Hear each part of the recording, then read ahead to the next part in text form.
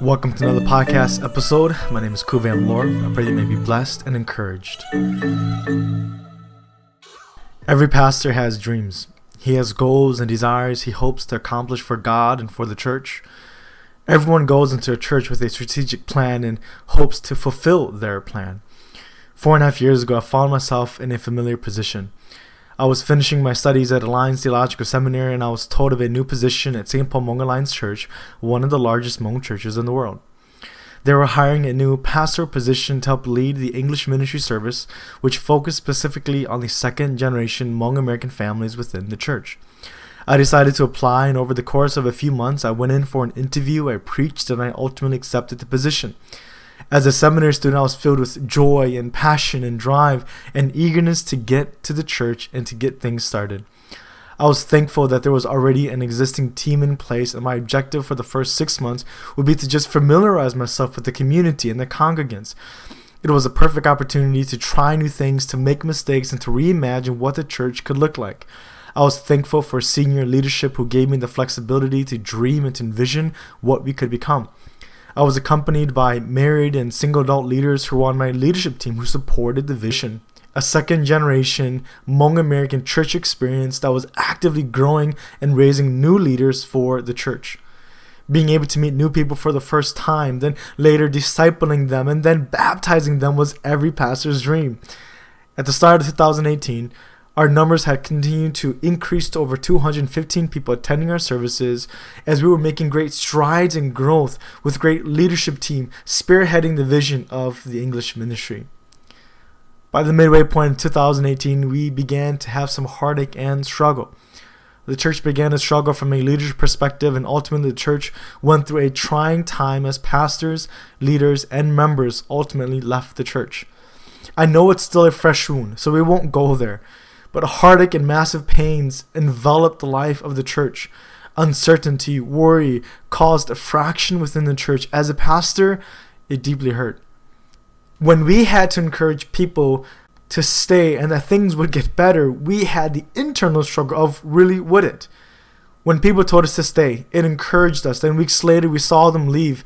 It deeply hurt us. Who could I trust? Who was on my side? Who could I lean on? As a pastor, we had to be strong, so we could not process the situation. We just had to keep it going. It severely even impacted my own family life. I think about my son Elijah, who went to Sunday school, and he came back after church and says, "Hey, where are some of my friends? How come they're no longer coming here?" Those are some of the questions that as a pastor or family we had to deal with, and oftentimes we couldn't even get there because we had to help other people through that process. And by the end of 2018, and after the dust had settled, major transition had happened. Ultimately, I was asked to become the interim senior pastor of a 3,000-member church in the middle of the greatest storm it's ever experienced. And yet, we couldn't leave. I was not simply a hired hand, and the good shepherd always stays with his flock. So in January, it became official, and I became the interim lead pastor. I was preaching both services, attending countless meetings, organizing and trying to hold down the fort with 2 other pastors who I truly hold dear in my heart that went through that with me. January eventually became June, and within that time frame, this was how my life looked like. I preached every Wednesday. I had life group every other Thursday. We preached at 16 funerals. We led countless parties and events on Saturdays. I preached twice on Sunday while also attending countless other meetings. Thinking back on it now, what were we doing? Was it saying yes to too many things? Was it trying to do too much? It probably was. Why? Because it ultimately led to burnout and heartache. It led to a loss of joy. It became my job. It was no longer joy that I was experiencing. And that's when I knew I had to resign. When going to the funeral was no longer joyful, but because it was my duty, it was my job. That's when I really began to check and to question my heart. What was I doing? I ultimately resigned at the end of October 2019 when the church got to a stable position and a new senior pastor was found. I love my church dearly. I love St. Paul Hmong Alliance Church.